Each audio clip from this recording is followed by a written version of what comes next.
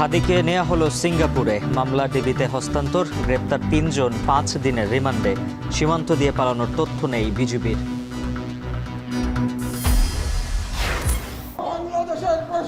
বাংলাদেশের প্রশ্নে আমরা আপোষহীন থাকবো। এই মর্মে আমরা শপথ গ্রহণ করলাম। হাদির ওপর হামলার প্রতিবাদে শহীদ মিনারের সর্বদলীয় সমাবেশ। ভারতীয় ষড়যন্ত্র রুখে দেওয়ার প্রত্যয়। ৩ দাবিতে ৪৮ ঘন্টার আলটিমেটাম ডাকসু নেতাদের। নির্বাচন বানচালের উদ্দেশ্যেই হাদিকে গুলি, মন্তব্য তারেক রহমানের। হাদিকে নিয়ে সিএসির বক্তব্যের ব্যাখ্যা দাবি জামায়াত আমিরের।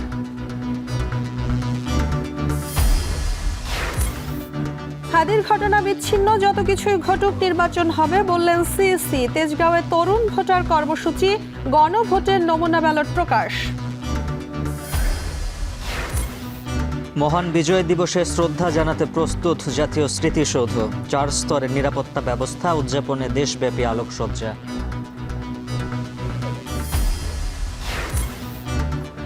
এবং সাংবাদিক আনিস আলমগীর ৫ দিনের রিমান্ডে। উত্তরা পশ্চিম থানার সন্ত্রাস বিরোধী আইনের মামলায় দেখানো হয়েছে গ্রেপ্তার।